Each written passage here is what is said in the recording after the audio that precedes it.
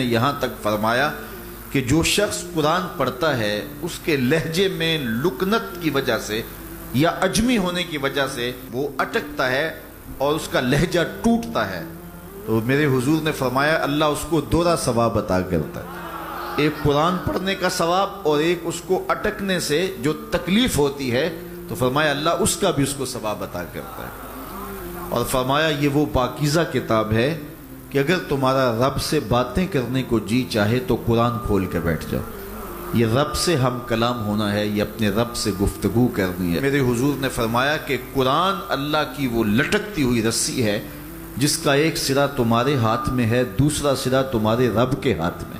تو خوش نصیب ہیں وہ لوگ جو اس کتاب کے ساتھ جڑ جاتے ہیں اور وہ دھرتی، وہ مقام، وہ جگہیں فیروز بخت ہیں کہ جہاں قرآن مجید کی تلاوت ہوتی ہے۔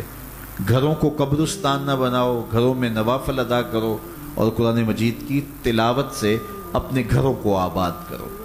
اگر گھر میں روزانہ کی بنیاد پہ قرآن مجید کی تلاوت کا معمول بن جائے تو پھر کوئی جن، کوئی بھوت، کوئی آسیب اور کوئی بدروح آپ کو تنگ نہیں کر سکتی۔ جہاں قرآن کی تلاوت تسلسل کے ساتھ ہوتی ہوگی وہاں جن نہیں ہوگا، وہاں ٹونے نہیں ہوں گے، وہاں جادو نہیں ہوگا، وہاں سایہ نہیں ہوگا، وہاں رحمت الہی کا سائبان تان دیا جائے گا۔ جہاں قرآن پڑھا جائے وہاں نزول باران ہوتا ہے، رحمتوں کی برسات ہوتی ہے۔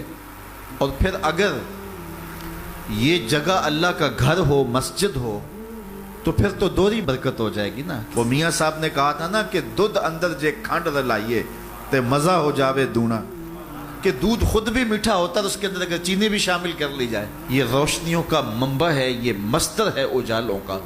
اس کتاب سے اتنی روشنیاں پھوٹتی ہیں کہ زندگی کے سارے اندھیرے ختم کیے جا سکتے ہیں۔ یہ طمانیت قلب کا سبب بھی ہے، یہ روح کے اجالوں کا سبب بھی ہے، یہ کتاب زندگی ہے، کتاب حیات ہے۔ اس کے بتائے ہوئے اصولوں کے مطابق اگر زندگی بسر کریں گے تو یہ زندگی بھی خوبصورت ہوگی، اور اس زندگی کے بعد ایک اور شروع ہونے والی زندگی ہے، وہ زندگی بھی خوبصورت ہوگی۔ قرآن قبر میں چراغاں کرے گا، قبر میں روشنیاں دے گا، قبر میں اجالا کرے گا۔ اس کتاب کے اندر ایسے ایسے شفا کے نسخے رکھے گئے ہیں کہ ہماری زندگی کے روز مرہ مسائل کا حل ہے۔ مثال کے طور پہ آج کل ہر بندہ معاشی طور پہ پریشان ہے، تو سورہ واقعہ صرف 3 رکوعوں پر مشتمل ہے۔ اگر یہ معمول زندگی بنا لے تو سورہ واقعہ جہاں ہوگی وہاں نحوستیں اور بے برکتیاں نہیں ہوں گی۔ سورہ یاسین پڑھو گے تو بے پناہ برکتیں اس کے دامن میں رکھی ہوئی ہیں۔ اسی طرح سورہ اخلاص صرف 3 مرتبہ پڑھیں گے تو پورے قرآن پڑھنے کا ثواب نصیب کر دیا جائے گا۔ ایک شخص حضور کی خدمت میں حاضر ہوا اور اس نے حضور سے کہا کثیر العیال ہوں، ذرائع آمدنی بہت تھوڑے ہیں، تو میرے لیے کوئی دعا کیجئے، کوئی مجھے نسخہ بتائیے۔ تو آقا کریم نے اس کو جو نسخہ بتایا سنا، فرمایا جب گھر جائے تو گھر والوں کو السلام علیکم کہہ دیا کرو۔ یہ کتنا سوکھا نسخہ ہے اور کتنا اچھا وظیفہ ہے، گھر والے بھی خوش، اللہ رسول بھی خوش۔ اس کے بعد ایک مرتبہ سورہ اخلاص پڑھ لیا کرو، غربت توڑ نسخہ۔ جب بھی گھر جاؤ السلام علیکم، اس کے بعد ایک مرتبہ سورہ اخلاص۔ اور میرے حضور نے فرمایا کبھی ایسا ہو کہ تو گھر جائے، گھر میں کوئی بھی موجود نہ ہو، تو فرمایا عمل چھوڑنا نہیں، فسلم علیہ، پھر مجھے سلام کہہ دینا۔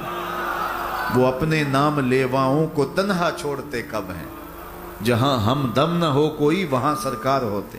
وہ کہتے ہیں میں عمل شروع کر دیا، گھر جاتا السلام علیکم، اس کے بعد السلام علیکم کے بعد میں سورہ اخلاص ایک بار پڑھ دیتا۔ اس عمل کی برکت سے میں نے تو امیر ہونا ہی ہونا تھا، میرے ہمسائے بھی امیر ہو گئے، میرے ہمسائے بھی امیر ہو گئے۔ تو قرآن کو اپنی زندگی میں بسا لو، قرآن کو شامل کر لو، دنیا بھی سنورے گی، قبر بھی سنورے گی، نزا کا عالم بھی سنورے گا، حشر میں بھی اجالے ہوں گے، جنت کی بہاریں بھی نصیب ہوں گی، اور رسول اللہ کا ساتھ نصیب ہوگا۔